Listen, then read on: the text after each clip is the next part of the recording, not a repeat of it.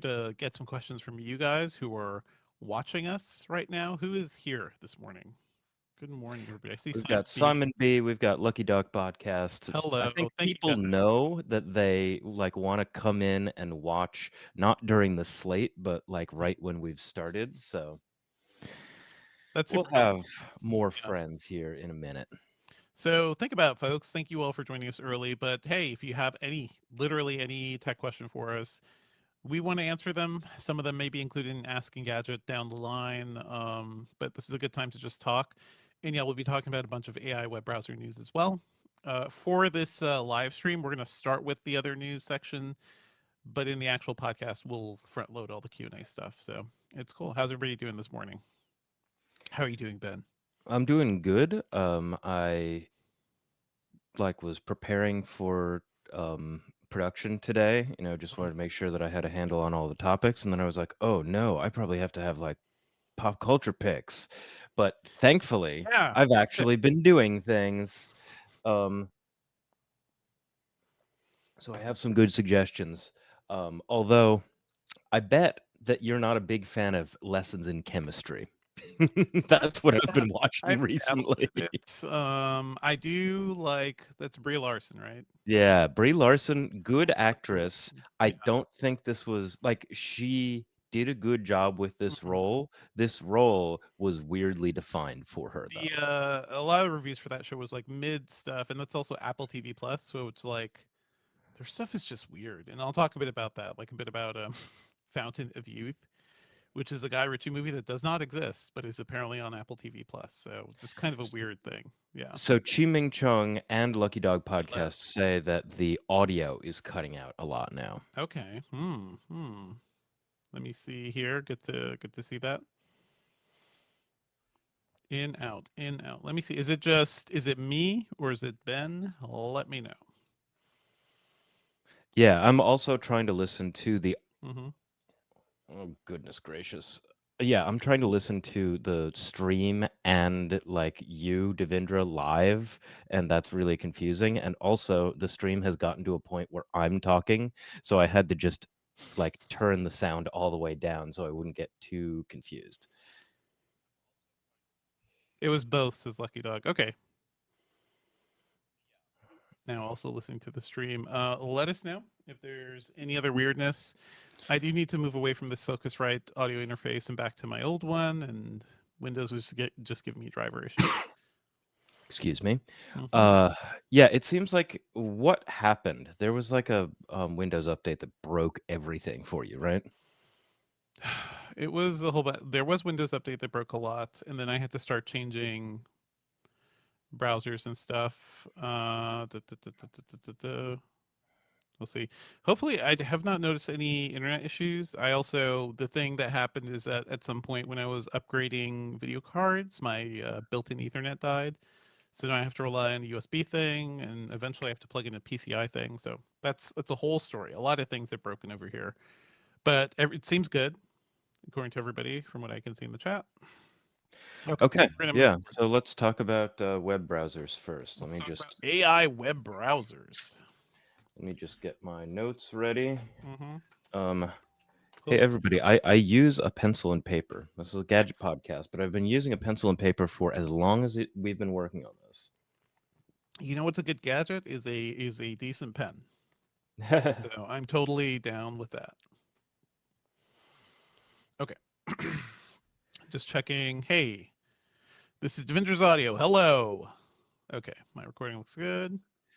Yeah, All right, I ready to go, think Ben? my recording also looks good. Yep, that's still going. So, chat, you know what we're about to do. If you haven't been here before, welcome. I'm going to count down from 3. At the end of 3, we're all going to make a sound. You can clap your hands or snap your fingers. This is mostly for the people on the stream, but you can leave a clap emoji or snap fingers or, clapperboard emoji in the chat. Also, that's always fun to see the chat fill up with them. Then we're going to get into the actual episode. Remember, there is a big Q&A section today. Mhm. So if you have any questions that you want to ask, we're going to be getting to that after we hit all of the stuff that we usually do. So I think we're going to do other news Yeah. and working on. We're going to talk about picks and stuff, and then we're going to have a nice long section where we can answer your questions live, and that's going to be in the episode. So come up with some good Treat questions. it like an AMA, basically. Like let's roll. Drop whatever you have in here. And that's an episode. And we've got some news. And next week we're going to start doing the WWDC stuff because that's only a couple weeks away. So we'll do a preview of that next week. Yeah. Okay. So counting down from 3, 2, 1, and some silence while we're being quiet. Chat, why not thumbs up that stream? It helps other people find us.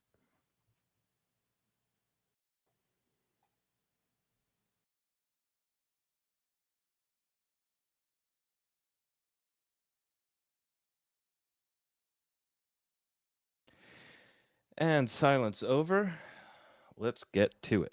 Hello, everybody. Oh, I see a new name, Professor Prof Panda Bear. That's cool. Hello, hello, everybody. Thanks for joining us. Okay. Confirming recording and everything is good. All right, let's go in 3, 2, 1. What's up, Internet, and welcome back to the Engadget Podcast. I'm Senior Editor Devindra Hardwar. This week, joined by podcast producer Ben Elman. Hey, Ben. Going to be talking about things that are agentic, which is a big buzzword in the last few I months. hate that word so much, but like so many things with the AI buzz, they have created new terms and new things that we have to deal with and fit into our lives. There were several bits of news this week about web browsers doing AI stuff. Opera, Firefox, and the Arc browser company is also doing something new. So we're going to talk about all those things. But really, this is a quiet week for news, and we want to take some time to talk to our listeners. So, our live stream listeners will be putting down questions for us to answer. We'll do that in this episode. I also have a question that I wrote up for Ask Engadget that somebody had asked us about how to set up Xboxes for your children. I think that's a fun one. So, this is a big Q&A. Q&A and a bit of news. Sit tight, folks. As always, if you're enjoying the show, please be sure to subscribe to us on iTunes or your podcatcher of choice. Leave us a review on iTunes. Drop us an email at podcast@engadget.com, especially if you have questions. If you leave us a question there, that we could answer it on the show, and it could be part of Asking Gadget on the website eventually. And also join us Thursday mornings around 10:30 a.m. Eastern for our live stream. Sometimes you'll get to participate in fun things like what we're doing, which is whoever is here can just literally ask us anything. And sometimes we'll show off gadgets too. It's a fun time. Join us. So, folks, we're going to take some time for you all to drop questions if you'd like, whatever, mailbag episode. I have one already seeded question that I could jump into, but let's jump right into news, okay? All right, let's move on to other news. And weirdly, I don't know why this happened, but the browsers really seem to be thinking about AI. The browser companies in general. There's news from Opera that's launching a new fully agentic browser. There was some controversy about Firefox testing out AI previews. And also, the browser company, the company that made Arc, is also leaving the Arc browser behind in exchange for a fully AI browser type of thing. I was a bit baffled that all these things hit at once. Like, did you have any, just seeing this news in general, Ben, did you have any thoughts about that?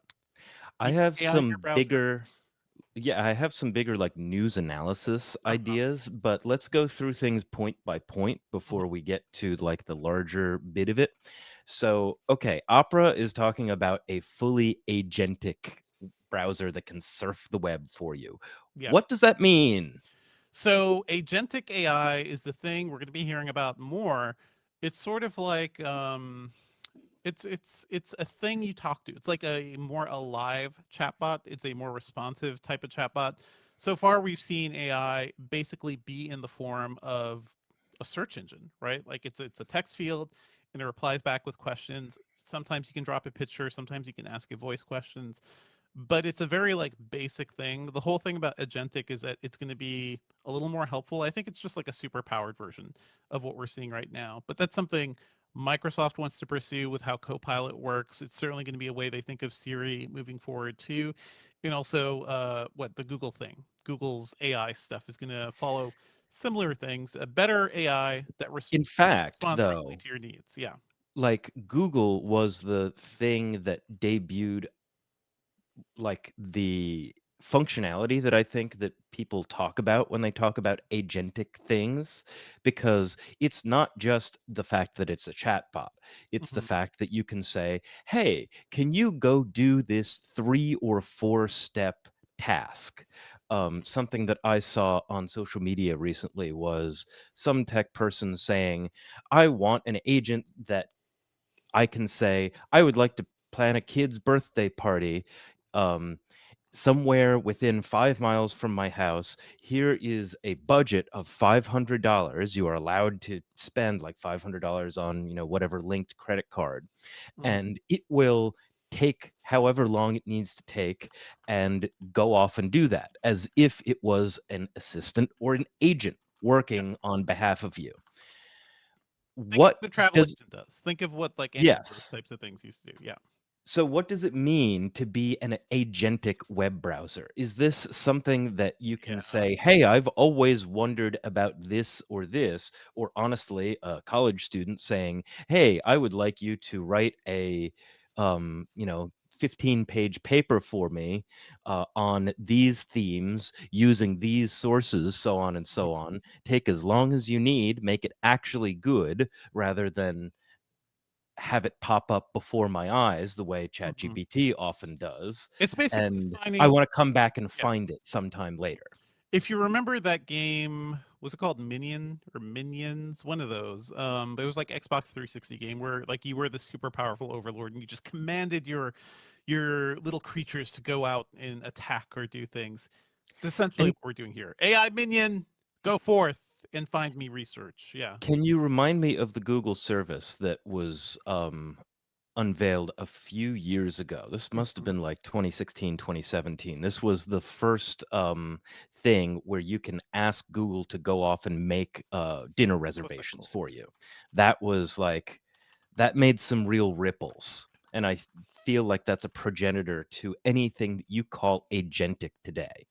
I think that was just the Google Assistant. Yeah, it was Google Assistant making bookings to make appointments. And we've talked about that here and how I think this is like where we started to see a lot of the problems that are going to be cropping up with AI. Is like I felt that was such an inhuman thing to be doing because those poor the people working at the restaurants dealing with reservations or whatever all day, and now they get this weird robot voice asking them things and you don't know what's happening, they don't understand what's happening to them. I felt that was really unfair and inhuman, and hey, these AI bots will be able to do that for you with everything. So let's specifically talk about the news here.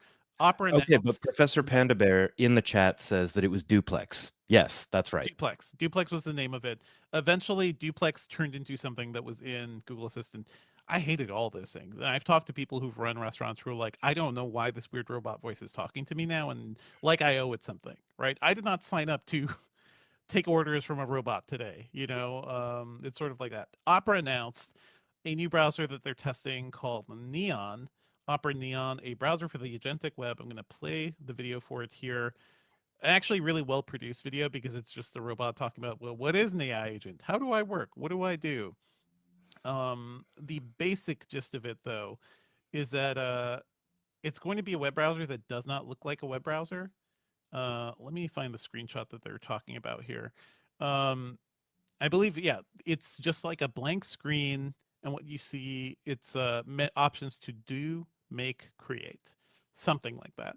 And you're basically using it like any of the AI assistants right now, but you don't have the traditional browser interface. It's just going forth and doing stuff for you. I'm not surprised that Opera is doing this, just because this is where the hype is. I am surprised that both Opera and the browser company essentially announced that they're doing the same thing at the same time. And this is probably something we're going to see more of. We're seeing it in the video now. And Uh, I also had no idea that the full name is the Browser Company of New York, and it the browser has, company. like, the old style font as if it was, like, a charitable foundation or, something established in the 1910s Yeah, or earlier than that. like Um, like an old school brewery or something. and so the Browser Company has been, like, adopting AI. It has been embracing AI, Mhm. I think, a lot more than other, browsers. Also, being that they are smaller, how Mhm. can you differentiate yourself from the huge super For sure, yachts for sure. of um, the other browsers? Yeah, you can Let's be a little bit spend faster. You can be a little bit more You nimble. could totally be more nimble. Opera's the same way, right? They're a small company. They've been around forever, but they are a pretty small company compared to Mozilla and everybody else. Let's focus though on what's happening here with Opera, because Opera Neo is the one we can actually see. You can sign up to test it right now. The interface is fairly basic. There's options to chat, do, make. That's the basic thing. So chat like an AI bot, actually do assignments. We're seeing here in the demo video, they're asking to do a thing called plan a guided hike near Bergen and find the cheapest train tickets from Oslo. And then we see it do things like it's searching through, it's finding, planning the hike, purchasing train tickets. Who knows like how much of this it'll actually be able to do. But the idea between this and also what the browser company is talking about, and the browser company specifically is launching another thing. What's the name of that? Why is it's called something else? It's Dia. called Dia, yes. Dia, and it's the same deal. They're not. There's a whole blog post from the browser company that we wrote up. I'm gonna play a video for They're Dia. basically saying like we're going to be doing security updates, but not very much more for Arc, Mhm. which Mhm. is a big bummer for about 15 people. Yeah. But otherwise, I think it makes sense if they are thinking about the long-term longevity of the company. Hmm. But we don't know very much about what's going on with Dia right now. That I whole think that whole blog post is kind of weird because it's sort of like, hey, we screwed up a bit because the Arc browser is this cool thing that nobody really knows how to use. Like it has a really core audience, but it's not going to grow beyond that. And they want to make something simpler that doesn't feel like you have to be an expert to know how to use it, basically. So that feels kind of like what Opera is doing. It is simplifying the work of finding stuff on the internet and doing stuff on the internet. That seems like the basics of it, right? And right now they're doing a lot of finger waving, just Mhm. saying like, "Ooh, the next thing is going to be amazing and powerful and use AI." Pretty much just like any other company working on their new AI, whatever it is. Mhm. I'm not saying that's necessarily a bad thing for the browser company to be doing, but it is a path that we've seen, or a strategy that we've seen happen a lot recently. It's really funny. So I would say go read that blog post from the browser company's CEO, Josh Miller. It's really weird because it's sort of like a mea culpa of like, yeah, hey, we should have shut this down. We should have shut Arc down a year ago. I should have been more excited about AI and not be so hesitant about it. And it seems like a guy who's seeing the whole industry kind of move around him to tap into AI features, and he feels kind of guilty that they have not. And maybe there are some things they could be doing. There's a weird push and pull right now, Ben, between the criticism of AI, which I think, and specifically generative AI, because of what they're trained on, because of the environmental impact, because of the whole like theft of it all. They're being built on copyrighted materials typically, but also in some cases they can be useful. And we're trying to figure out like what that balance is. I think we're in a weird place. Personally, I'm like, I don't want to use stuff coming from OpenAI. I don't trust OpenAI. I don't trust Anthropic that much either now, especially. I've been reading Karen Howe's book Empire of AI, and it is wild how I did not realize Anthropic was like such a close philosophical connection to OpenAI. Like it's from people who used to work there. These companies are filled with a lot of people who are thinking about AI in ways sort of weirdly religious, like sort of like they are treating it like a new religion. So it's sort of when we see these things being announced as features, as like services, I don't know when to trust them. I don't know if you have any different feelings at this point, Ben. Uh, I mean, I have a lot of feelings that are not very well articulated, Mhm. so I don't think it's good to put them on the live stream public record. But I will mention the fact The AI that will remember, Ben. Yeah. the I just don't want to wake the basilisk, you know? Yeah. Yeah. Um, but I will mention you were talking about the theft of AI Hmm. that is up for courts to figure out. In many cases, courts have said that there is some theft going on, but I will also Yeah. say that remember we also had this little bit of news cross the radar screen that Nick Clegg, who was at Meta for a Mhm. very long time, said basically if you had to go out and ask every single artist whether or not you could use their copyrighted material, we would never get AI to work. Yeah. Okay. And a lot of people online are saying, "Good. Okay, that sounds like your problem, not our problem, not culture's problem. It's not the artist's problem, certainly." There are a lot of Without things that getting number. too like Yeah. sidetracked, because I do want to get to like Yeah. the news analysis of like all the browser stuff. I think I have something interesting to say there. Hmm. Um, Part of learning, if you want to teach a computer to actually do stuff, is teaching them the rules and then having them do stuff based on the rules, not based on other pieces of copyrighted material. You know, music What are the has rules? rules. Mhm. Music has rules. Here are Yeah. all of the tones. Here's the major and minor Mhm. scales. Here's how they connect with relative major and relative minor. Go off and make something de novo. I mean, it's sort of different because what these things are doing, like especially generative AI, it is a thing that deconstructs what is already known. So to do that, it has to see what already exists. It's not You can't just teach it the rules and have it like go off and create a symphony. It kind of works backwards in a way. It learns through osmosis, but and then at the end you have something that can kind of produce stuff with, a search string or whatever.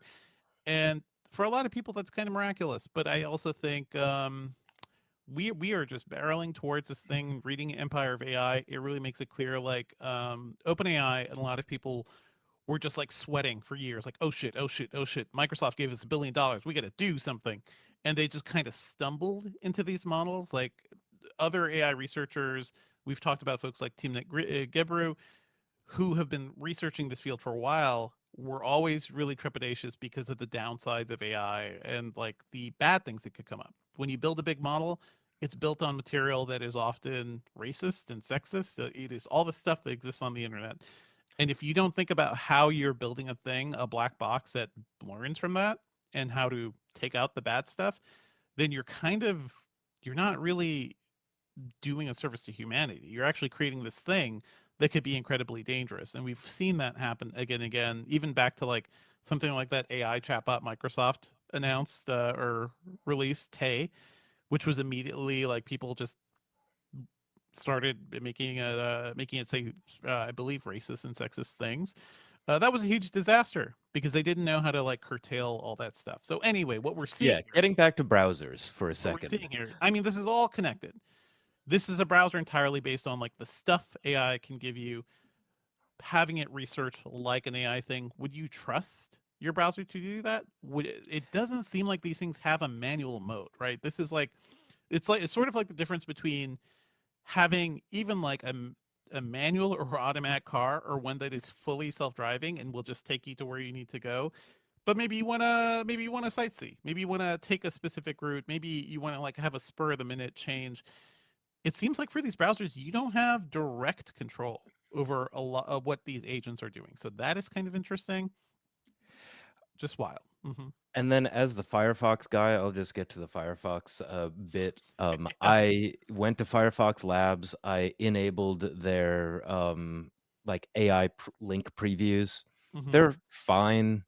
Um, I like having link previews in general. I don't Hmm. want to have a link preview every time I hover over, which is great because you actually have to press a couple keys down on this new Firefox function.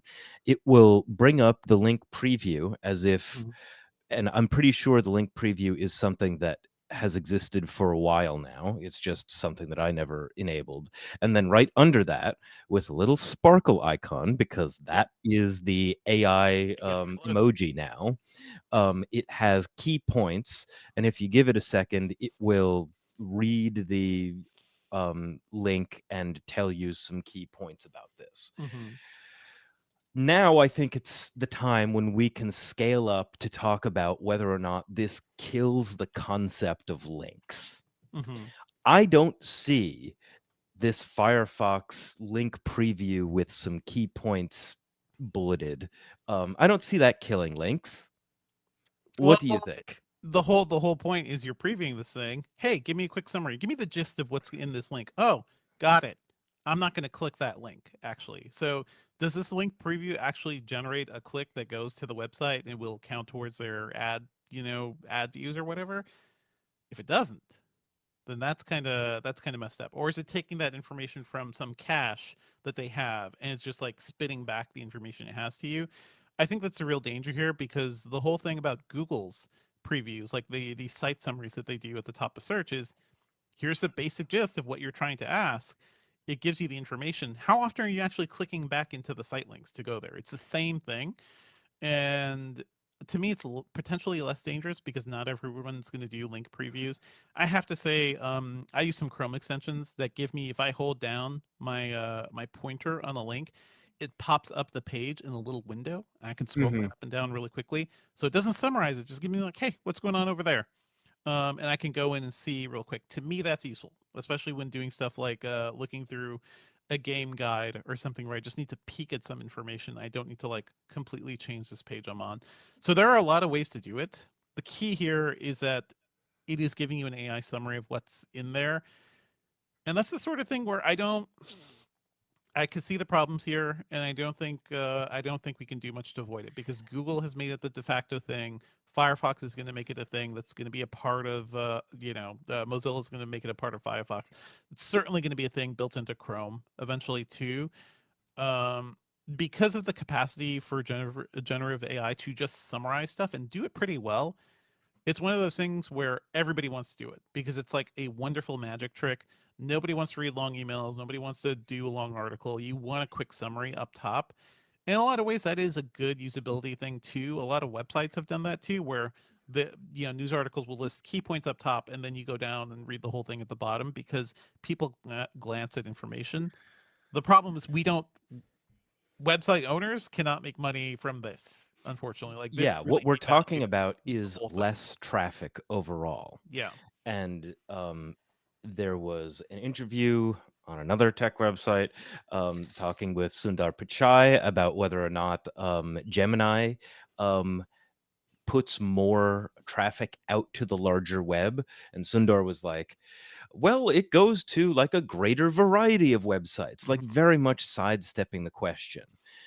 And here we get to, I think, the higher news analysis bit of it, which is what we're starting to talk about is zero click web searches, Mhm. a situation where you're going to maybe ChatGPT or Claude or any of the other chatbots. You're asking a question as if it was a question. You're not using kind of the um, dumbed down sentence structure Mhm. search terms that Google has taught us to do over the last 10 or so years. Best barbecue grill Reddit.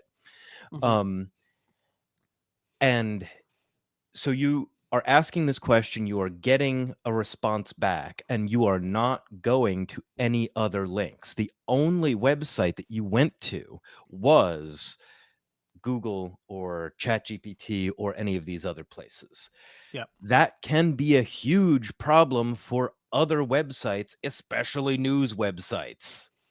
And that's just because that's the way the internet has worked for a long time since the rise of online ads. Like that's it. And this is what we're seeing is sort of like what happened when, Craigslist and the internet came out and it killed newspaper ads and it killed newspaper listings. And there maybe we have to rethink the way the economies of the internet works. But it is unfortunate that essentially these multi-billion dollar, $100 billion companies are out there just creating stuff that will hurt small media companies. That's why we're seeing a lot of news about media organizations forming deals, like licensing deals with these companies, with OpenAI and everybody, because that's the only way to get paid for essentially opening up your content to them. But it's still not a great long-term thing. It's not going to make you the money AdSense used to. And I saw It recently sucks. in Yeah. Semaphore, Ben Smith used to work at BuzzFeed, big time media columnist, used to Used to have, run BuzzFeed. Yeah. Yeah. I mean, yeah, used to run BuzzFeed, used to write the media column at the New York Times. Hmm. Um, and So yes, big deal in that sense. He was talking about a little quirk in a lot of chatbot responses recently that said that if you want a higher ranking in some of these chatbot responses, you actually have to have an article written about it. And so maybe like PR is more important to get things placed in high Mhm. impact newspapers. Do I believe that this dynamic is going to work long term? No, this paradigm is going to shift, I think, very soon. Can I go off a little bit more on Mhm. what I think could happen sometime in the future? Sure. Am I allowed? Um, so I think the logic of SEO is going to continue going into the new AI and Oh, chatbot yeah, it'll be AI SEO, realm. basically. It will be AI SEO. Yeah. And so let's imagine that you go immediately to your favorite chatbot, whatever it is, and you heard some information about a new diet or something. And you're like, okay, is this new diet healthy? Of course, it has, a catchy 2 or 3 word name.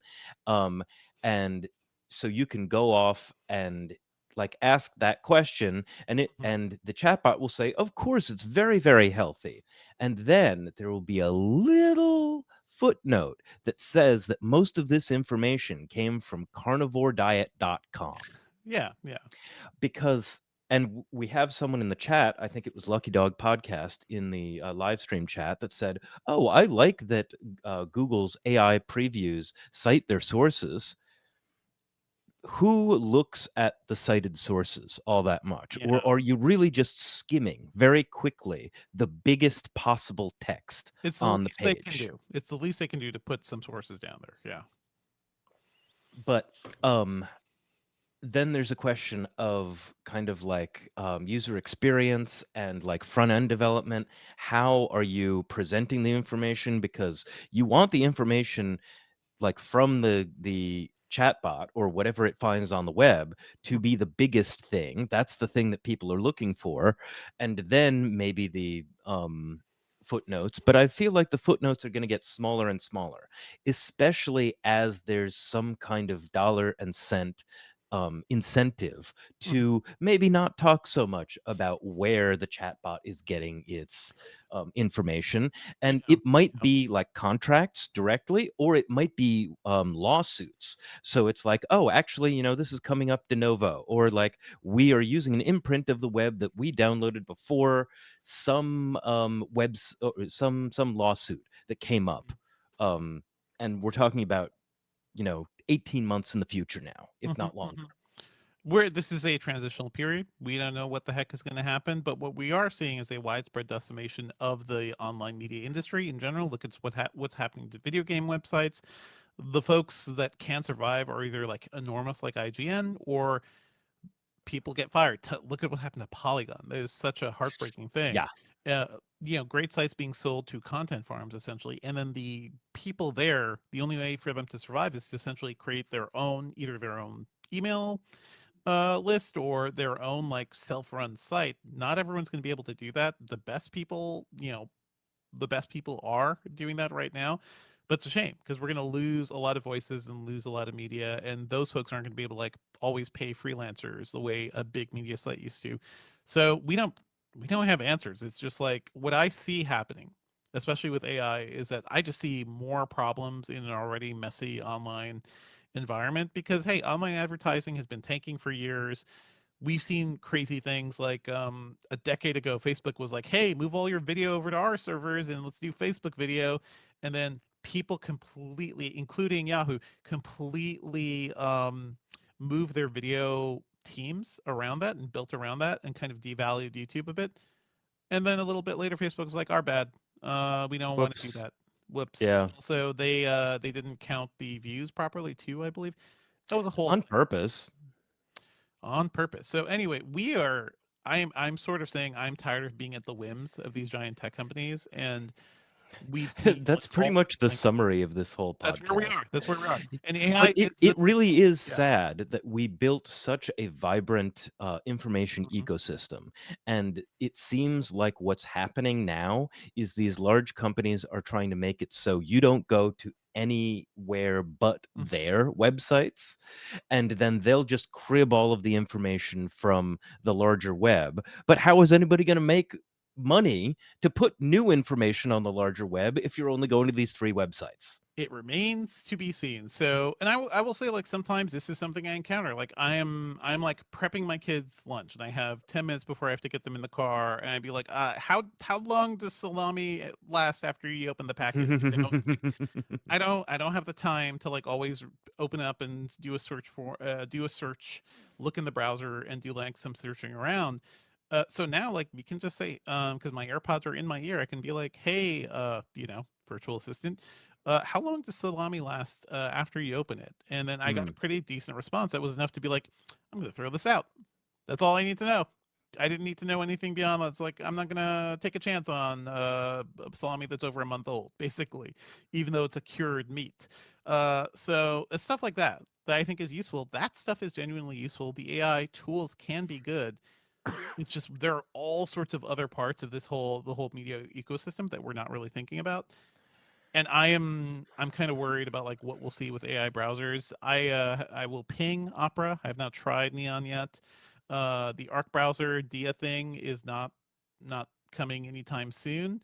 But the news behind that is that essentially they're stopping development in the Arc browser. They're not going to kill it, and they're also not going to open source it, which I saw people talking about in the chat because apparently they're using technology from that they part of their protocols that they developed for the Arc browser. They're putting into Dia. Mm. Web browsers Yeah, I remember are people were also saying, "Oh, if you're not yeah, gonna, like, touch this anymore, why don't you open source it? That would be nice." yeah, but because no, the bones of what they built for Arc are going to be with India essentially. And hey, Firefox is doing AI previews, so at least you don't have to work with that. I still think for the longest time I thought Firefox was like dying because Chrome was good, and then Chrome became a memory hog. And now I'm back to Firefox because everything is Chromium based, and there are weird bugs all over my Windows install because of that. So I don't know. I don't know what's happening except prepare for browsers to look very different in the future.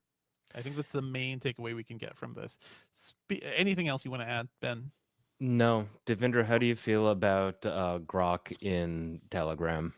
Sure, whatever, man. Yeah, yeah, XAI is paying Okay, for them actually, no, I got a better to segue. uh-huh. Um, Firefox gets a lot of money from Google, Hmm. like, almost all of its operating budget from Google these days.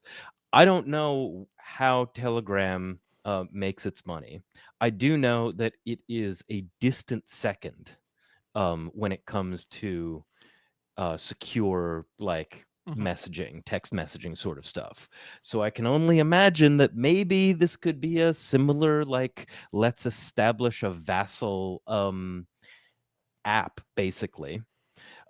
Here's $300 million to use Grok, and Telegram makes money while its founder is still embroiled in some terrible case where they can't leave France. Yeah, because Telegram ended up becoming a de facto platform for a lot of like illicit things to be happening. But yeah, the Mhm. basic news is that XAI is paying Telegram $300 million to use Grok. The deal is kind of interesting.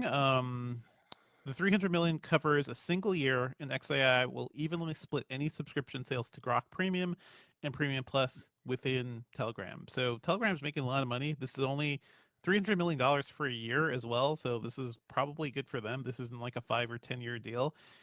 I have not really spent much time with Grok because I hate being on X. I think it's all gross, but it is funny to see all the many ways Grok has failed. People who do actually dabble in AI stuff say that Grok has gotten better over time, except for the weird stuff like talk How about they what were police talking did in about South Africa. white genocide. Yeah, that's fun. I can tell you Everybody anecdotally does. Mhm. that I have seen the trailheads for a couple of crypto scams. Uh-huh. In fact, I've gone down that path a little bit, No, knowing, no. hey, this is probably a crypto scam, but I'm going to see where it leads me. Hmm. and they always ask me, "Hey, can we chat more on Telegram?" It's not Signal, it's not like any other app. I don't know why they love Telegram so much, but Telegram seems to be the app for crypto scams. Do with That's that interesting. information what you will. Deal with it what you will. In other news, we saw just a quick note here: Apple's self-service repair program is now extending to the iPad, so that's cool. If you have an old iPad, you want to try to fix them in some ways. Support iPad models are the iPad Air, M2 and later, iPad Pro, M4, Mini with the A17 Pro, and the entry-level iPad A16. So Apple says it's going to offer displays, batteries, cameras, external charging ports to be used in repairs for out of warranty products. This is great because I've talked about this before. iPads are just kind of like tanks and they will just keep ticking. And to be able to like spend a bit of money and just fix an iPad on your own, that's kind of cool. My whole thing is getting that screen off because essentially what you see in iPhone and iPad repair shops, like there's a suction device that you have to use. You have to like loosen the glue, use the suction Yeah. device and like suck it out. And to me, that process seems like a nightmare, but also home tinkerers, I've seen them do crazier things. So I'm sure they'll figure out some way to deal with it. I mean, a We'll see. long time ago, I wanted to, man, why did I want to open up my iPod? But I Oh, did, and I remembered that I needed to like buy this little plastic, the tool had a very specific name, a mhm. non-marring pry tool, Yep. because Apple gadgets are so like hermetically sealed. A plastic wedge, What basically. I Yep. can only imagine though is that some people might try to order these kits so that they can do the repairs on their own, Hmm. find out that they're out of their depth, and I Sure. am not making a knock against anyone who is intrepid enough to do this, Hmm. and then bring the kit and everything to the Genius Bar and hope You will that work. maybe they can do it like in front of them or something.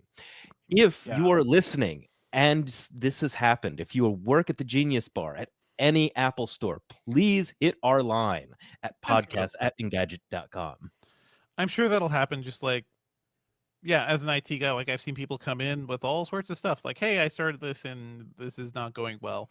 But that happens all the time. That happens to handymen. That happens to plumbers. Like, I started this home improvement fix and help. Please help me. Yes. Yeah, yeah.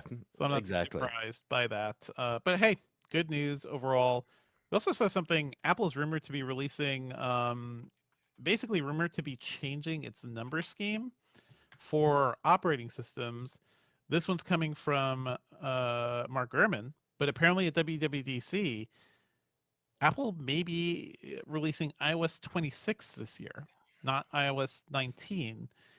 Would And it be the this plan, year or next year? Oh, because well, we're how right does the now we're plan at work? 18.5, and so maybe it Mhm. would just go to 26. No, so the way car years work, right? You announce a car, you release Oh, a yeah, car, yeah, and yeah, it yeah. Okay. delivers basically to the following year.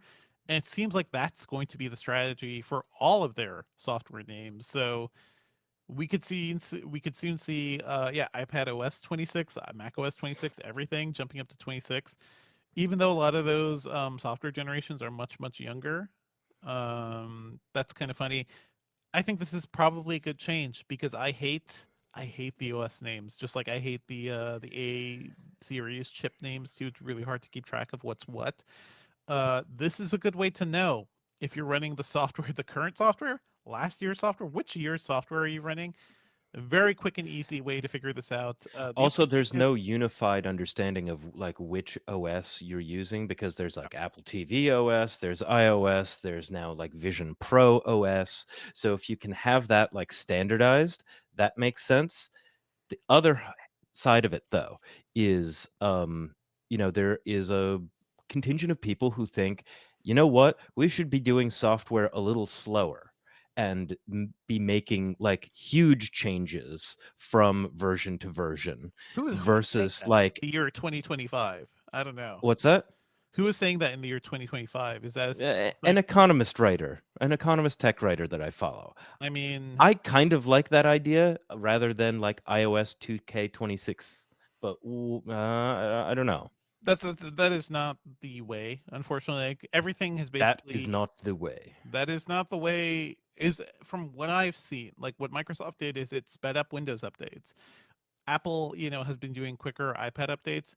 Microsoft used to be like every 3 or 4 years. Maybe you'll get like a big massive update, but it took too long to fix problems, and it really took too long to introduce new features and really test things out. So you have to be faster, you have to be more nimble. I get that. I get that idea. It's sort of like is a very idealistic way of thinking of deploying software updates, but man, stuff changes so quickly. Security patches have to roll out so quickly.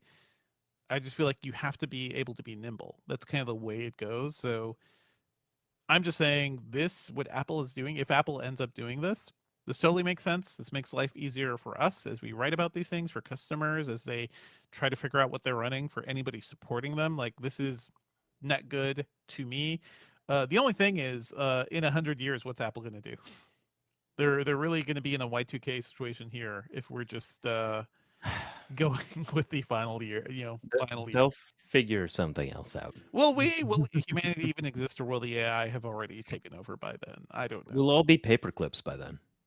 Oh man. Oh man. Anyway, that's kind of fun. I did not expect to hear some of that, but we'll see. We'll talk more about that leading up to WWDC in next week's show, and then yeah, our WWDC episode will be in a couple of weeks. So tune in for that. Let's move on to what we're working on real quick. And oh, what's up? What's up, Ben? Do you want to do the Q&A right now? No, no, I was Okay. waiting for you to like make a transition. So just Yeah. keep on going with working on picks, and Yeah. then between picks and the end of the episode, we'll Yeah. do Do the thing. talking Okay. about stuff. Let's move on to what we're working on. And hey, I just wrote up a review of the Volkswagen ID Buzz. This is their electric, you call it a microbus technically, because it's not a minibus. A minibus is those like larger car transport things, or the things that could hold like 12 people.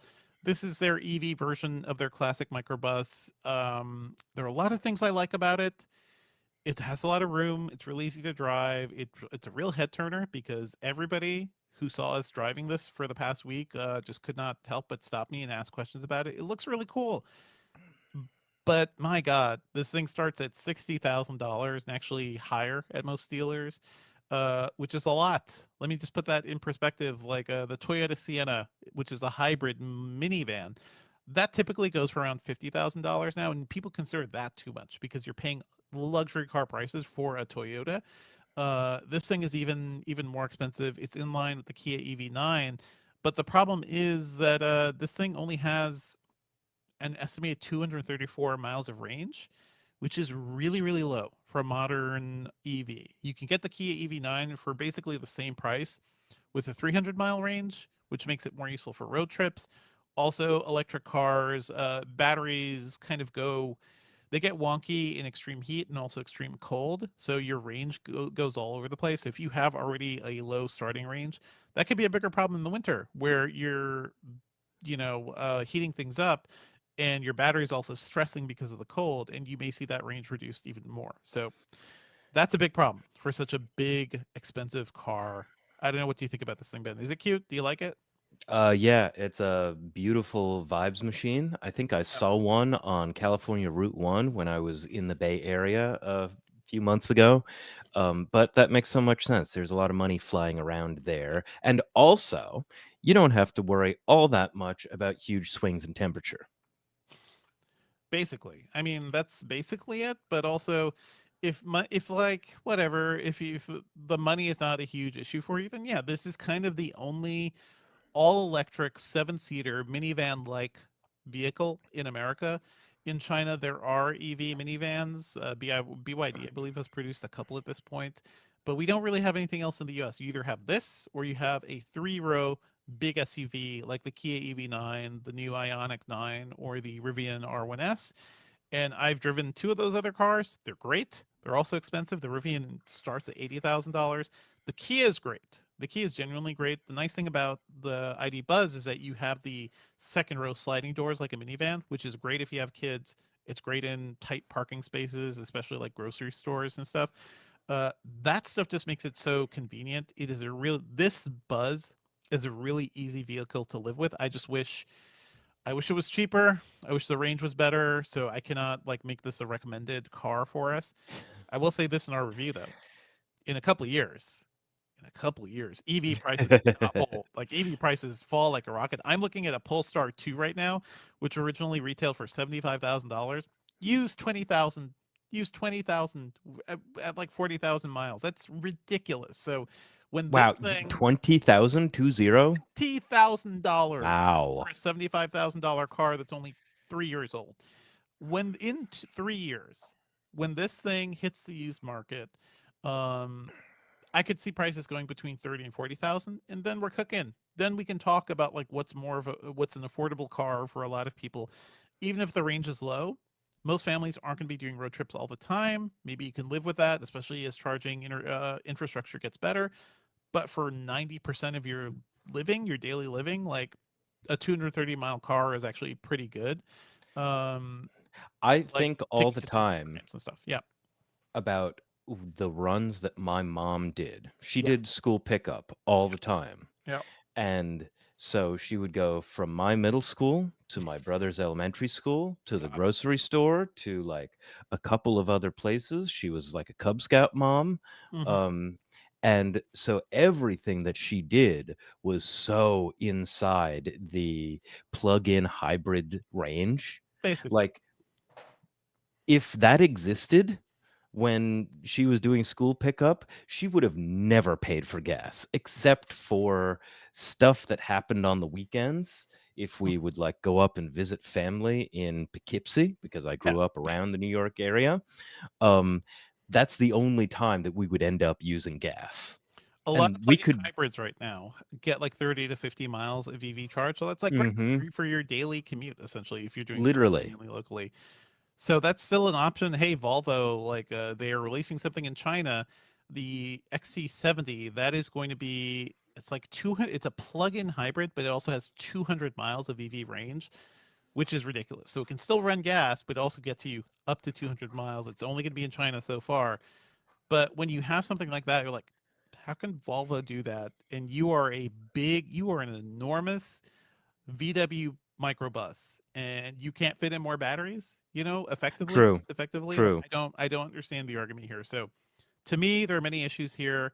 I have seen some commenters like what's his name, Linus Tech Tips, I believe, says he's already put money down to pre-order. Sure, money doesn't matter to him, doesn't Yeah. matter.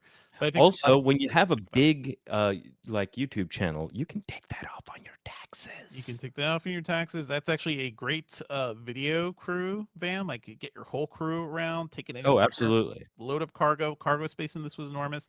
We had to do like a kid toy donation run, which included a sort of like bike, a thing you attach to your bike for the kids to sit in, which is huge and has a weird unwieldy thing to attach to the bike. Was able to fit in the trunk, and also a high chair we had to donate. So like a ton of stuff all at once, make it one trip. That's great because we have a Volvo XC90, which is a 3-row SUV. That thing still would not have fit the amount of stuff we plugged in there. So it is helpful to have a big family car like this. It's just not quite there. It's too expensive, not enough range. So that's my feelings on that. Anything you want to shout out, Ben, that you're working on? No, let's go to Let's picks. go. Let's go. Okay. Pop culture picks for the week. I already mentioned this, but I've been reading Karen Howe's Empire of AI book, actually listening to the audiobook because I never have time to just sit down and read, which is unfortunate. But she's narrating the audiobook. This thing is great. This thing is essential. If you have enjoyed any of our conversations about I think it's worth listening to because she has had in-depth knowledge of OpenAI for years. She's been, reporting about AI long before ChatGPT, long before people actually cared about this stuff. And it is kind of wild to see the portrait of OpenAI that she's painting is essentially a lot of people like Ilya Sutskever, the Anthropic guy who used to work at OpenAI. They are just like weird religious zealots for AI. They may have some technical skills, but what is leading them is like AGI is coming. We must prepare for the coming of our Lord, and it is frightening that is the driving force behind a lot of these companies. Sam I Altman has watched an done some work. interview Yeah. with her, with Adam Conover, Hmm. that came out just yesterday, and it was interesting. The title of the book says Empire of AI. And you're like, oh, okay, yeah, they did build a business empire. No, like it goes deeper than that. It's Like she's talking colonialism, man. about how like empires of old were built, Hmm. and she uses the term like civilizing mission when it comes to like the central logic of each of these companies, Mhm. OpenAI and Anthropic and all of that. And it's literally like a one-to-one ratio, or a one-to-one comparison Mhm. of um, the various empires of the 17 and 1800s, saying, we're the French, we are more moral than the British or the Dutch. We should be conquering the whole world, or we should be setting up colonies around the whole world because we are the most moral of them. Same idea. We must produce AI because we are the ones that are moral enough to do it. They are Yeah. self-appointing themselves as Yeah. moral enough. And it's you get the history too of like how much it's just like kind of BS that OpenAI was saying, look, we're going to build like good AI to get away from the bad AI. It was always a framing, it was always a thing they were ready to abandon in an instant as soon as it suited them.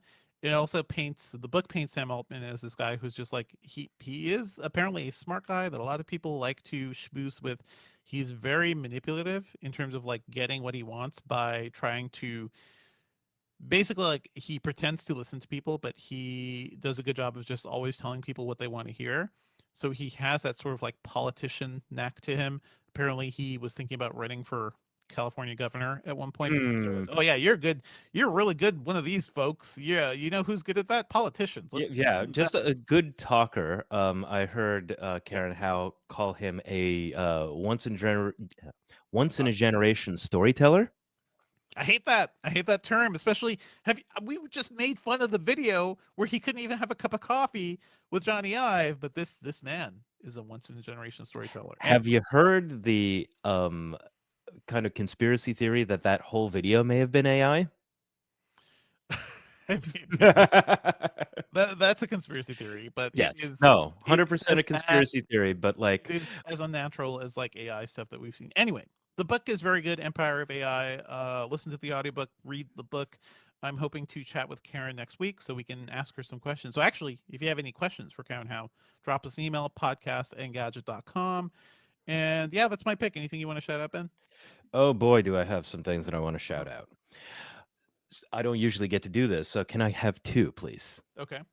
The first one is, if you miss old internet, if you miss kind of art projects and kind of storytelling worlds that existed more for the fun of it and then also to make money rather than it seemed like it, fit very well into the content flywheel, go and check out this YouTube account, TikTok account, Instagram account called Mummy Joe. That's Mhm. MUMMY double underscore JOE. It might remind you a little bit of Homestar Runner, but Mhm. only a little bit.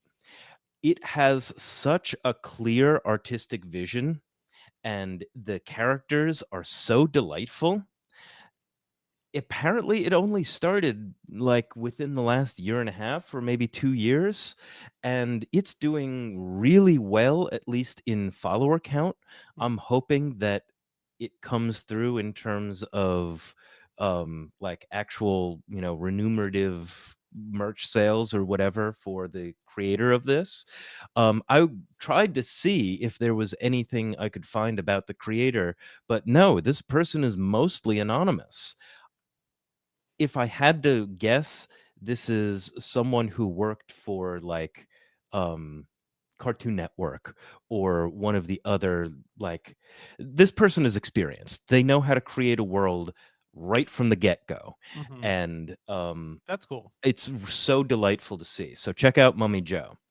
Let me check. Second thing, if you liked Sinners, I'm not going to do any spoilers for Uh, Sinners, but you should check out this novella called Ring Shout. hmm. It's by an author. I think his name is P. Gillet. I'm looking it up now because I should have had it up. It's P. DeGillet Clark. Um, and it is so good. It is all killer, no filler because it is such a short book. Novellas have no time to spend um, doing little side quests or doing any world building that is not absolutely necessary for the story. So imagine a girl gang, a group of black women in the 1920s who are hunting Ku Klux Klan members. But the Ku Klux Klan members, if there is enough hate inside of them, they end up, their bodies get, their human bodies get hollowed out and they become demons. And these three women have the sight. They can tell This who are is the Buffy Ku the Vampire Kluxes. Slayer thing. Yeah, yeah, it is Buffy the Vampire Slayer. There's a little bit of an element of the three main women feel a bit like Garnet, Amethyst, and Pearl from Oh boy. Steven Universe. Um, so they are hunting these Ku Kluxes. The Ku Kluxes are the demons, and then they're like, "Oh yeah, and we like don't really bother with the clan members because the clan members they're just humans, and we made a vow not to kill humans." That's Um, convenient. Yeah. they have a old Gullah woman who's basically their Professor X. Um, I have just hit the climax.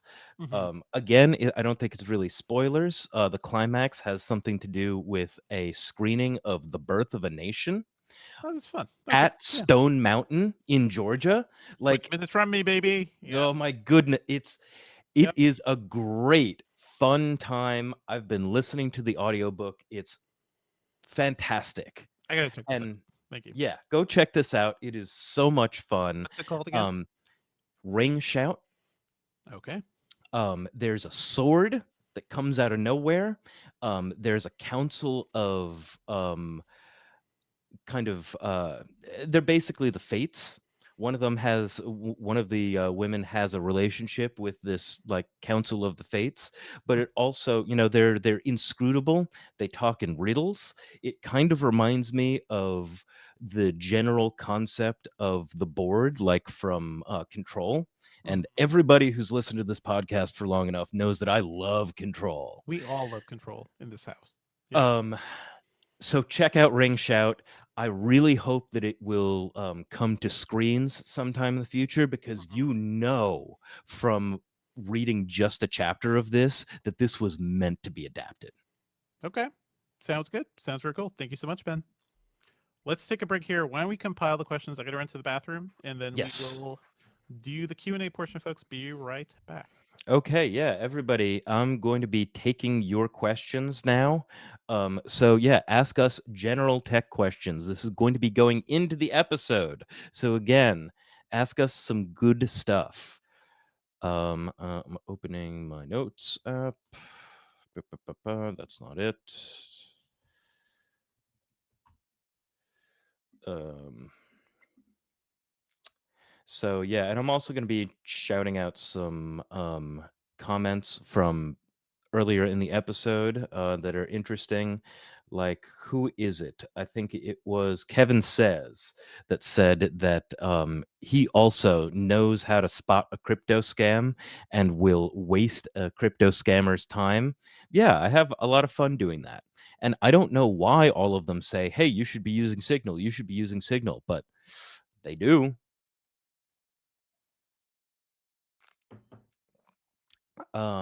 I also see a new person in the chat, some knucklehead. Welcome. We're doing questions, so please ask us questions.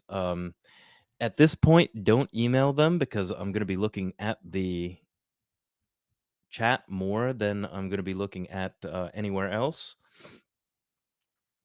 Um,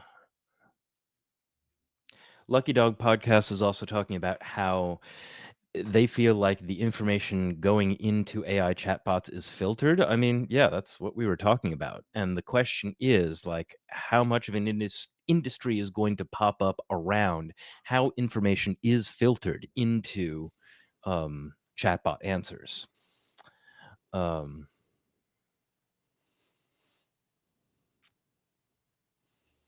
Okay. I see some good ones. That's a good one from Harry Meyer. Thank you.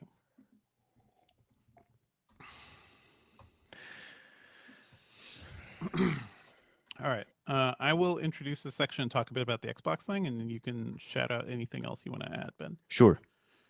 And if I see anything in the chat, I'll run into that. Okay.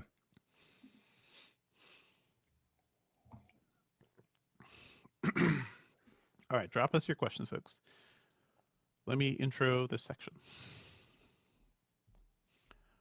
All right, let's get on with some Q&A. And to kick things off, I want to talk a bit about an Ask Engadget article they'll be putting up later this week on the site. Somebody asked us, what's the best way to set up an Xbox for your kid?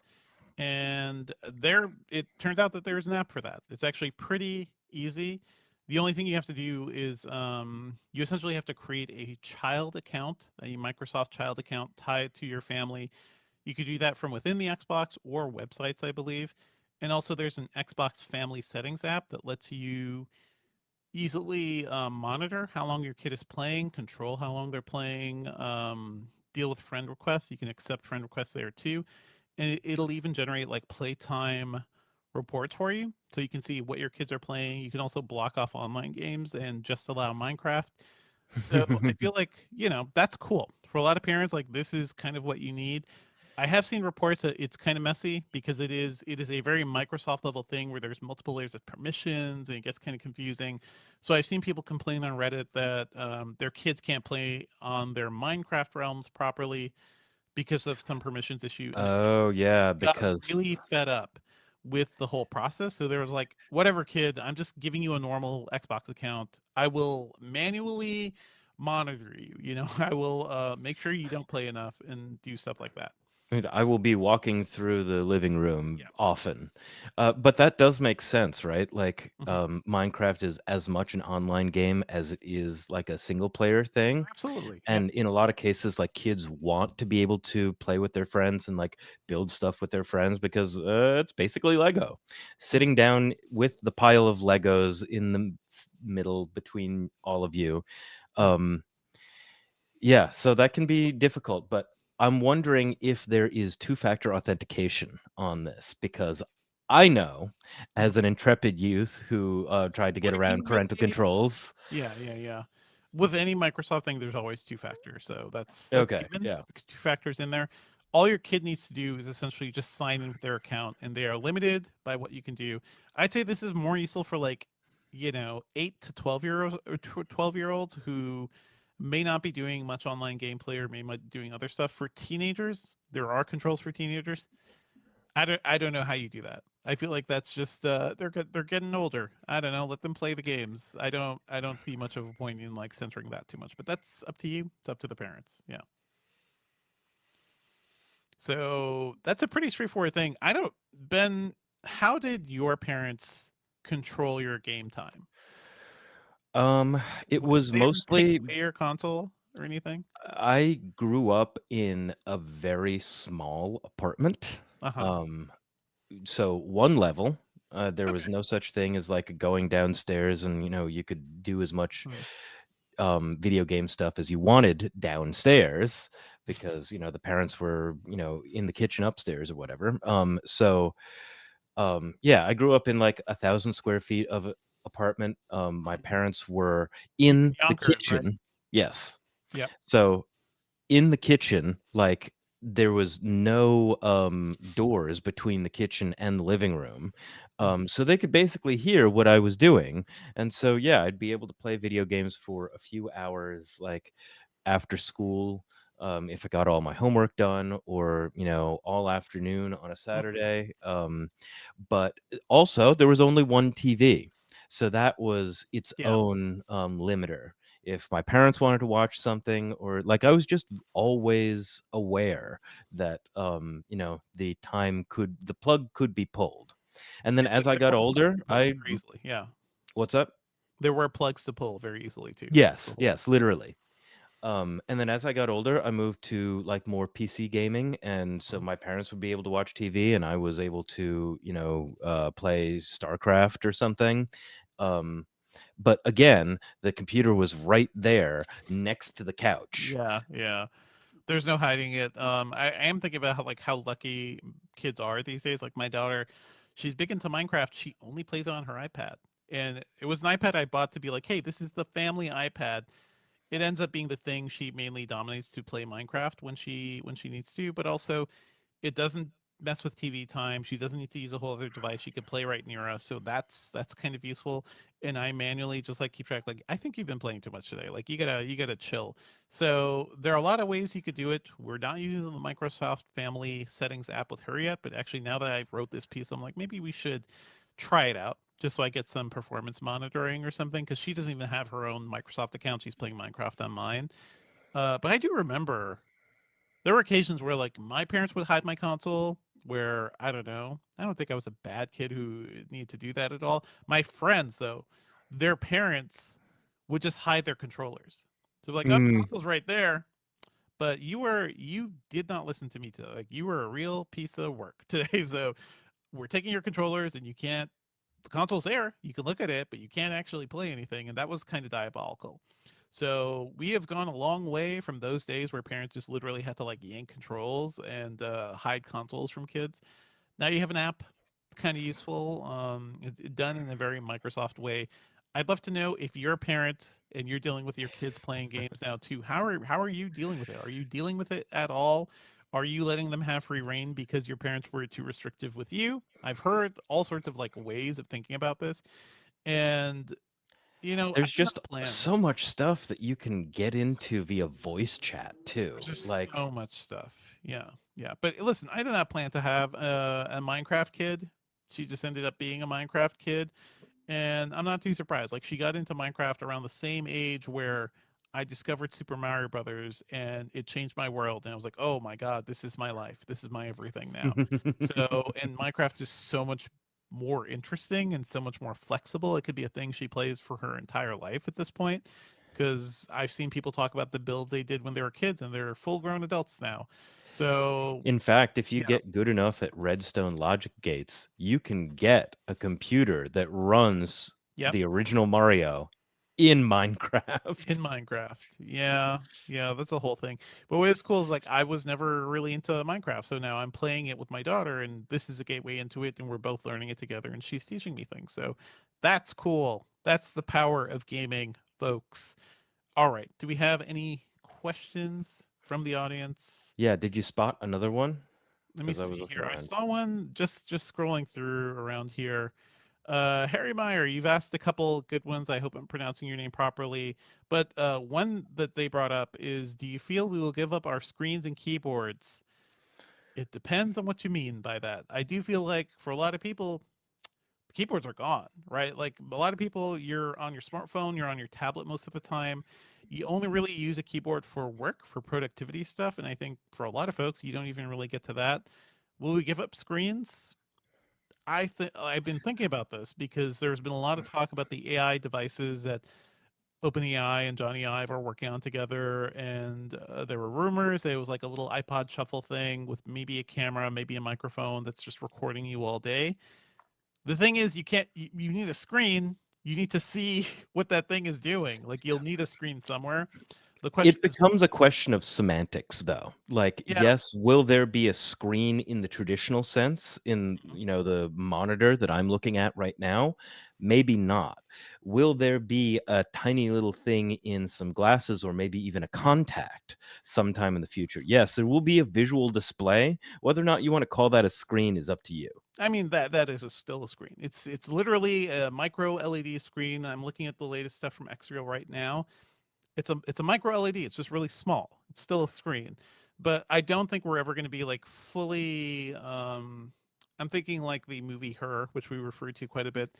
It Hmm. is interesting how often there aren't screens, right? Like in that movie, there's like a little computer interface when the guy's doing his job is writing gift, like was it birthday card, like card greeting card messages. What a weird job. But really simple interface. That's the only point where he's in like in front of a computer. I don't think they're staring at their phones. He is walking through and just like talking with this thing, which is totally kind of headless. He plays video games in his apartment with like a projector thing. So like screens become this like very use case focused thing. I think we are kind of getting there, but I don't think we're ever going to give up on screens entirely for our computing, because you're gonna need something. You're gonna need something to see kind of what the AI agent you're talking to is actually referring to. Screens are kind of just how we're dealing with that right now. Yeah. In fact, I don't know whether or not her is going to end up looking a little bit like a utopia. Oh, it absolutely does. Yeah, it I already. mean, When it, I'm talking about just looking like a yeah. utopia. You know, in 10 or more years, people are going to be like, look at this one movie with this beautiful aesthetic, and no one is going like this. Nobody has their phone right in front of their face. It's all like beautiful and seamless, and people are having these quiet, loving conversations with AIs that are they've gotten too infatuated with. You know, the real utopia, the movie Her, which I noticed I think the first time I watched it, there are no jeans in that movie. The movie's all They're all black slacks and trousers and slacks and soft pants and stuff. And where we have come in future fashion is essentially athleisure everywhere. Kind of the same deal though. Kind of like I jeans are too heavy and I don't. They're restrictive. I have soft pants. They're all over the place. That was the real vision of Her. But even right I now, mean, isn't that a little bit yeah, Star Trek too? it's a little bit Star. Well, that was more like Lycra. I think yeah, we're getting to Star Trek kind of levels of things. Certainly a lot of people are. But with Her, you're walking around with the earpiece. I am kind of doing that. Like with my AirPods Pro, I'm like making breakfast for my kids. I ask Siri a thing, it responds back to me with a thing. Eventually, we'll get agentic AIs that are in our ears, and that's kind of the kind of big thing. But the screens, I think, are going to be more spread out, right? Like because I was thinking about this. I have a lot of screens in my house. We have the TVs. I have a projector, but also I'm like rethinking. Like I kind of want a bigger TV in the bedroom, just because I rarely get to watch stuff with my wife anymore because she's often too tired dealing with the kids to even come down to the living room to watch stuff. So like, okay, we're gonna fix that screen. But also there are tablets everywhere. There's smartphones everywhere. There's like little we used to have one of the smart displays on like a kitchen counter back in Brooklyn. I didn't use that here. But it is interesting how we kind of spread screens throughout and maybe that's part of how we're gonna live moving forward too. But the thing in your ear, that's kind of the essential one. So I don't think we're going to lose Y- screens entirely. We will probably lose keyboards though, for a lot of people, because they a lot of people That makes type. sense. Mhm, And honestly, like we've been getting prepared for that by mhm, sci-fi media for a long time. In a lot of cases, people had little tablets or they had it like a stylus and a tablet or something. mhm. The entire idea of sitting there locked to a specific position with a keyboard is not as fluid as you would hope because it also doesn't look like having a notebook or anything. Okay, so Mhm. send us more questions. If you have any other questions, we can get to them now. But if you don't, and you come up with something later on, you can email us at podcast@engadget.com. And it could become a Ask Engadget column, or it could become something that we talk about on the podcast. Just send us your questions. So this question is Tom Rogers says, "Wow, who knew Ben grew up in the '80s?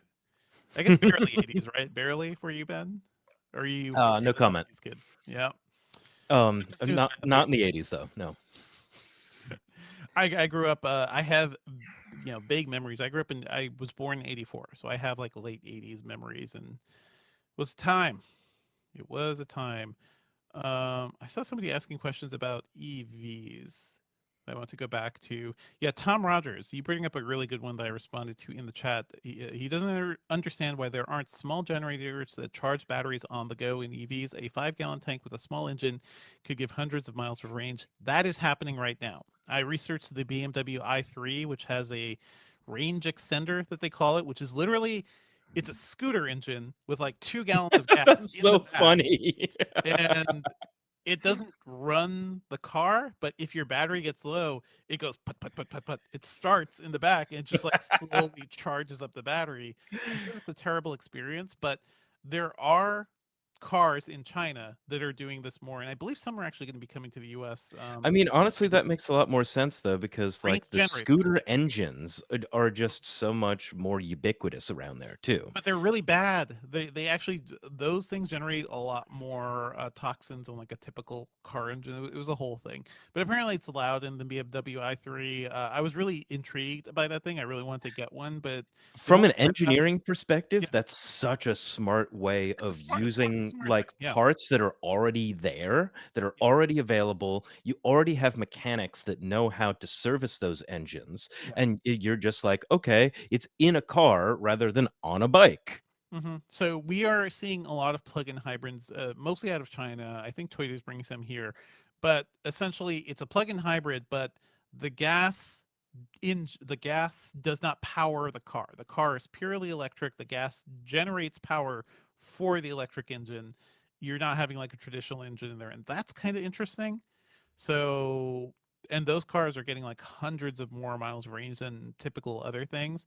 The whole point though is to like stop using gas, and I kind of my family needs a second car. I'm looking at a used Volkswagen e-Golf right now, which are selling used between $10,000 and $15,000. Ridiculous, How do ridiculous. you feel about Mhm. buying a car that the value has fallen off so much? I know why the value has fallen off. It's because it's an EV and a lot of that tech is older and people don't want small batteries. I just need a car for like my suburb, like maybe occasionally jump into Atlanta. So even the low mileage e-Golf, which is like 80 miles, it's fine. It's fine. Atlanta's 10 miles away from me. And the slightly better one where they upgrade the battery, it's like 130 miles. Perfect. It's actually great. And for a lot of people, they don't need a ton for their commute.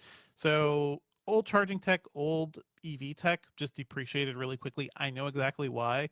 That doesn't make them bad cars. It just means they won't charge as quickly as as newer EVs or I've had have so more many. range.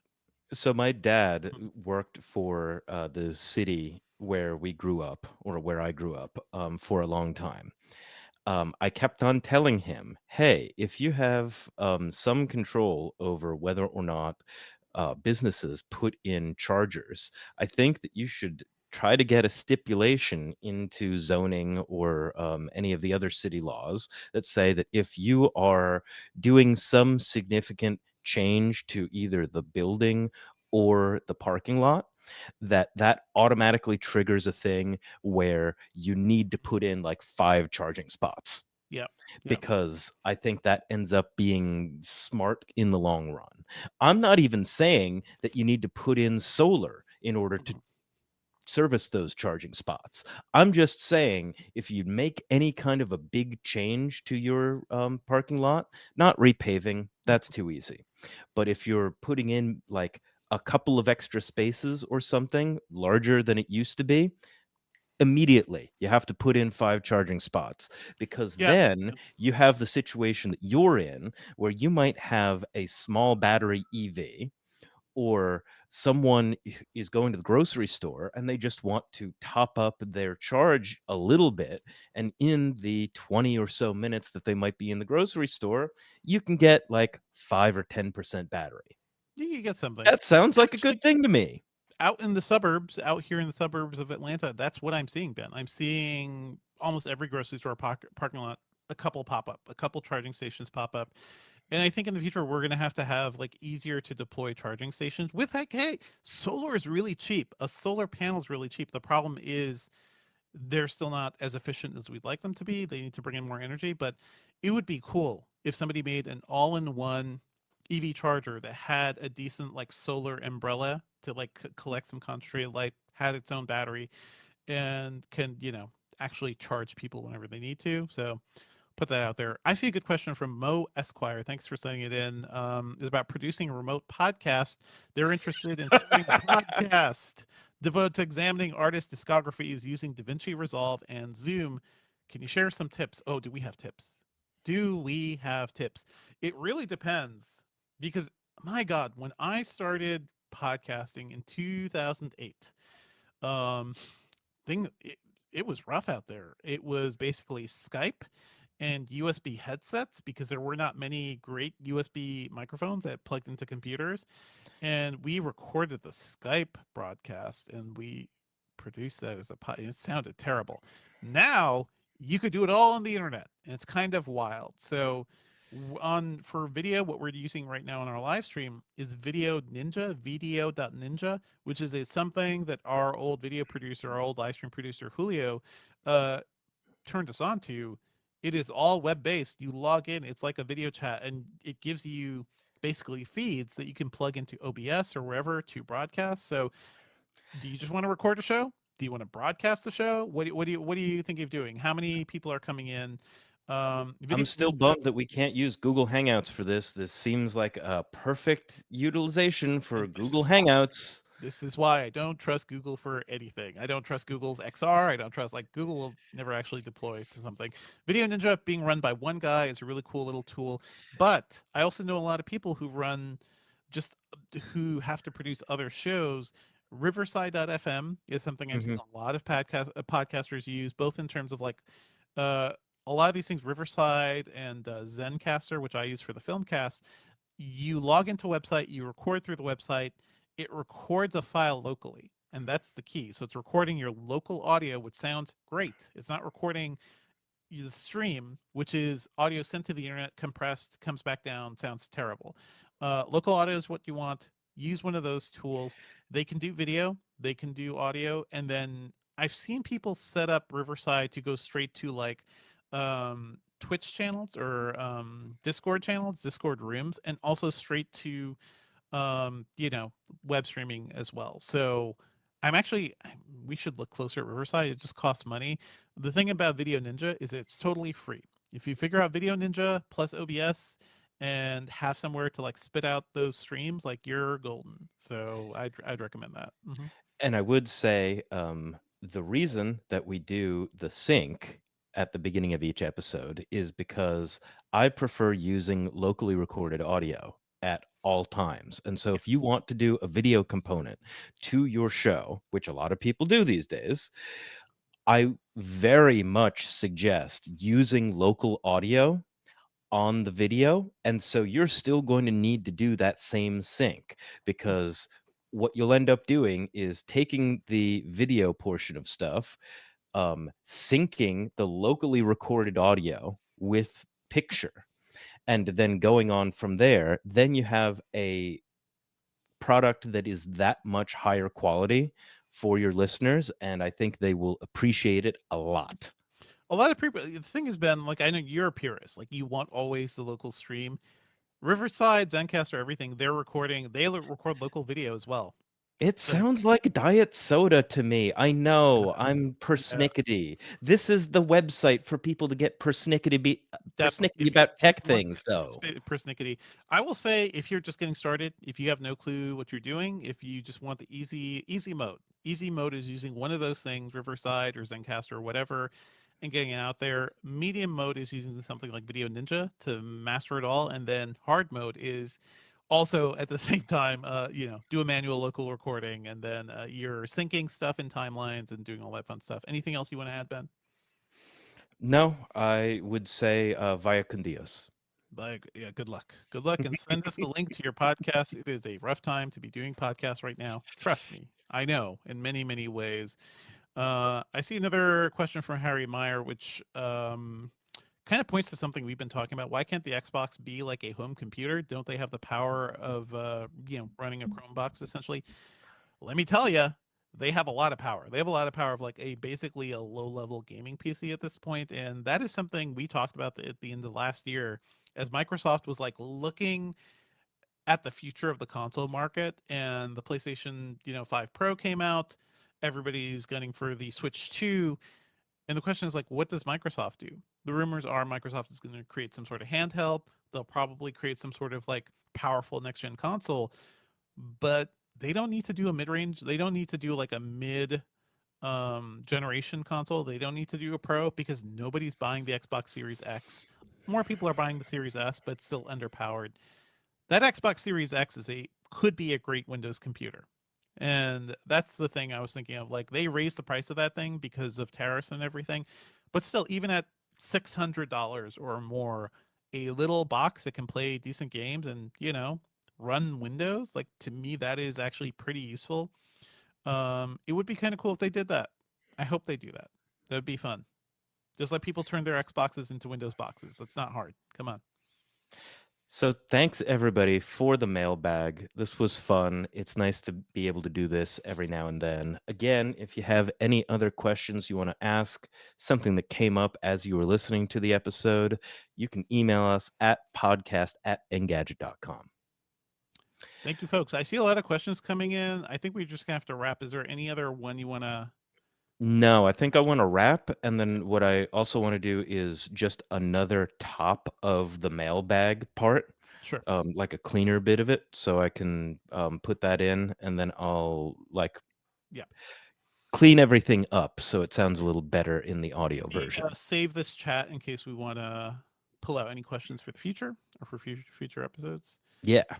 That would be super helpful. Okay, I'm gonna do the intro. Thank you, folks. This is good stuff. Oh, well, no, I'm gonna do the outro, then you do the intro. Okay. Or no, yeah, actually, you do the intro for the segment, Yep. then I'll do the outro for the whole episode, and then Yep. we will finish the stream. That will be done, folks. But thank you all. Um, mm, 15 Xboxes set up like Windows PCs, Harry Meyer. That's interesting. He says he saw that at the Microsoft store. That poor Microsoft store, the poor flagship store in New York. That felt like such a depressing place. Anyway, let's do this. Let's do the opening for the segment. Okay. Let's move on to some questions from our audience here. Thank you, folks, on the live stream. We'll be taking a look at your questions. And also, folks, hey, bring us your questions for the podcast. Drop us an email at podcast@engadget.com. We want to hear what you're asking. Okay, yeah, and then I think we can go to Xbox and do all of that other stuff. So Mm-hmm. here's the outro. We're gonna stick around for like 2 seconds after this chat, but not for too long. So thank you, everybody, for listening. Our theme music is by game composer Dale North. Our outro music is by our former managing editor, Terrence O'Brien. The podcast is produced by me, Ben Elman. You can find Devindra online at At Devindra on Blue Sky and a podcast about TV and movies at the Filmcast at thefilmcast.com. If you want to hear my increasingly curmudgeonly takes about all sorts of things, find me on Blue Sky at heybellman.bluesky, whatever.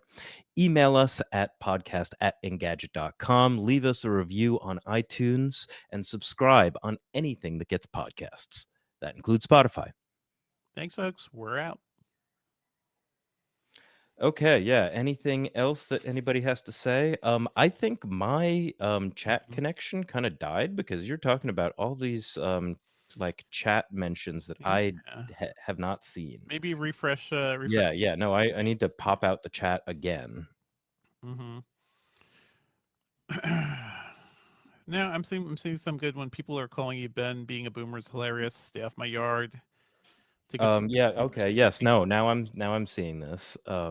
Yeah, Tom Rogers talking about free 99. Yeah, I think my chat just I don't know. I pop it out. I want to have it like as close to Mm-hmm. everything else as possible, all of our materials, and man, it's just I'm seeing all this stuff that was really good that I wish I could have commented on. Tom Rogers, I was not born in the 80s. We talked about that. Yeah, Tom Rogers. We did do pop culture talk. You'll have to rewind a bit or wait for the audio episode. It'll be there. But we did it before the Q&A, right before the Q&A. Yeah, in general, go check out what is it? Empire of AI by Karen Mhm. Howe. That's a book. Go check out Mummy Joe. It's a like web series on all of the various platforms where you can find stuff. And go check out a novella called Ring Shout. Ring Shout sounds really, really cool. So I can't Oh, wait to check it's so good. it out. Hmm. Like I don't want to finish it. That sounds like something that'll get produced somehow, but I also mean, sounds like it came out in 2020. It was optioned in 2020. They mm, said, "We're really excited to do more of this." And then there hasn't been anything since then, hmm, which makes me think that it might be stuck in some kind of a development rut. probably. It's a damn shame. Okay. All right, folks. Thank you so much for joining us. I think you can wrap, Ben. Oh yeah, I wrapped already, but thanks everybody for watching. You made us smarter. You already made us smarter. Who was it? It was maybe some knucklehead or someone else who talked about Google Duplex, the specific Thank you. name Thank you. of um, What a dumb the thing that assistant. was too. Yeah. But I mean, it can be hard to follow this stuff Yeah. because then it gets wrapped up into Assistant and you forget the original name of it, Hmm. but somebody remembers it and it's the person in the chat. You made the conversation better right there. OBS is by Devindra, barely any camera switching by me today because it was just the two of us. And thanks, everybody. We'll see you next week. Thanks, folks.